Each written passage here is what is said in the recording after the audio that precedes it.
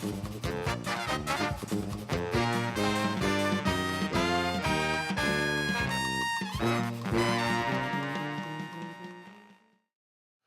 afternoon, Max Brantley with the Arkansas Times on Friday, September the 14th. Well, the big news today is national news. Paul Manafort, Donald Trump's campaign manager, has entered a negotiated guilty plea to a pending tax fraud case to go with an earlier conviction on some other charges. It all involves his dealings with political clients overseas in the Ukraine related to Russian investigations. The big news is that he has an agreement to cooperate with special counsel Robert Mueller, and that could have implications for Donald Trump. More bad news for the man in the White House. The plea agreement will get Manafort down to perhaps a 10-year cap on his prison sentence, maybe less if he really cooperates well. We'll be watching.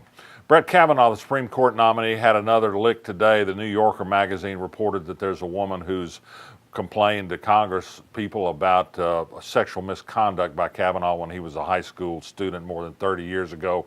He's vehemently denied it. The woman doesn't plan to come forward. This adds a certain Clarence Thomas feel to the Kavanaugh proceedings. The outcome is likely to be the same, I think, his confirmation, but he'll be tarred some. Actually, there are bigger questions about his finances and also about legal rulings he's issued, but this adds the requisite sexual scandal.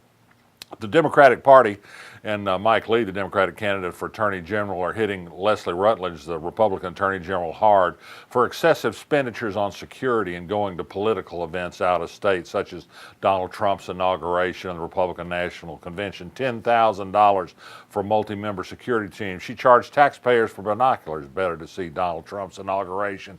She said this is the kind of thing that she needs to do to keep a national image and her face on the national scene. I'm not sure that's such a great thing, even if she does. Well, I've got a little bit of news this morning, just some outlines of Asa Hutchinson's plans for transformation of state government.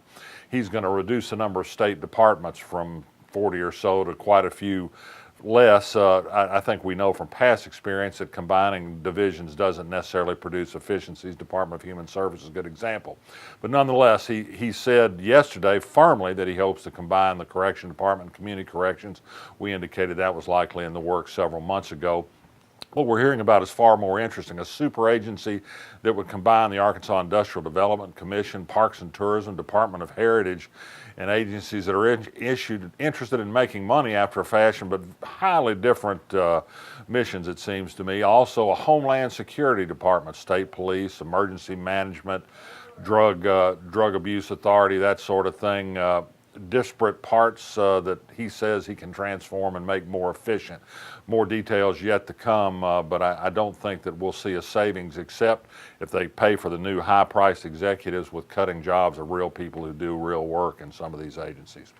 Sean Womack, the Supreme Court Justice, continues to take a leading role that he doesn't seem to have the jurisdiction to do in deciding how judge circuits are drawn around the state. He says, and the committee believes, that there needs to be 5 more judges in some growing districts, and they want to do it by cutting out judges in other districts rather than asking the legislature to create new judgeships.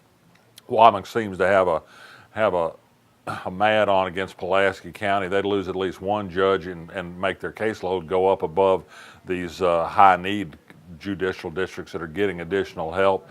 He says that they'll take 2 at the legislature if they don't go along with his plan. Not much love for Pulaski County out in the Republican quarters of Arkansas. Big news at the State Board of Education yesterday after we recorded this session. The Pine Bluff School District in financial distress and a lot of other problems was taken over by the state.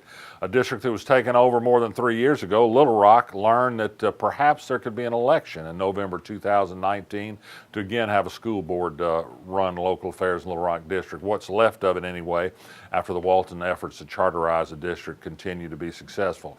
And yes, the State Board of Education did what had been baked in and cooked from the start, a takeover of the Arkansas Governor's School from the Hendricks campus where it's been for 38 years, and a move for Arkansas Tech. It's going to go from 6 weeks to 4 weeks.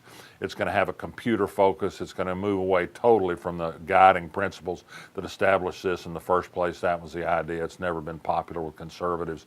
This will be, I think, a step toward its doom ultimately, or it'll turn it into a summer camp for computers, which is okay, but we already have a lot of those. Well, one final note, the Hot Springs Police Department got their man today. A drunk driver drove into their parking lot and crashed into their flagpole. He's in custody. I'm resisting. Max Brantley. I'll be back next week. You listen to our music, you will feel it. You feel it in here.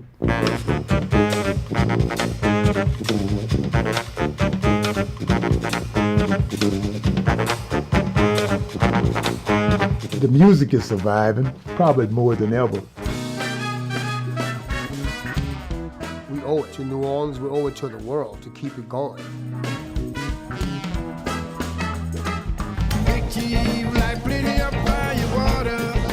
It's a feeling that you have that was deep in you, powerful.